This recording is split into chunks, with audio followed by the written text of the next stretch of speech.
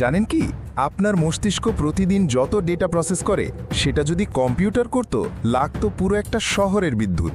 অবাক লাগছে তো? তাহলে জানুন 3টা দারুণ ফ্যাক্ট। প্রতিদিন আপনার ব্রেন তৈরি করে প্রায় 70,000 থট। হ্যাঁ, 70,000। আর অবাক করা ব্যাপার হলো এর বেশিরভাগই নেগেটিভ। কল্পনা করুন মুডের উপর কতটা নিয়ন্ত্রণ আছে এই জেলির মতো জিনিসটার। ঘুমের সময়ও ব্রেন চালু থাকে, বরং তখনই এটা তথ্য গুছিয়ে নেয়। কিন্তু জানেন কি, আপনি যে স্বপ্ন দেখেন তার 90% আপনি জাগার পর ভুলে যান।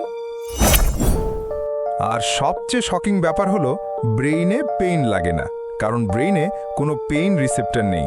তাই ডাক্তাররা অনেক সময় জাগ্রত অবস্থায় ব্রেন সার্জারি করেন। বিশ্বাস করা যায়? তাহলে বলুন তো, মানুষের ব্রেন কত শতাংশ পানি দিয়ে তৈরি? 50%, 70% না 90%? এটা শুনে আমি হতবাক। আমাদের চিন্তা, অনুভূতি সবকিছু এক মুঠো জেলির ভেতর বন্দী।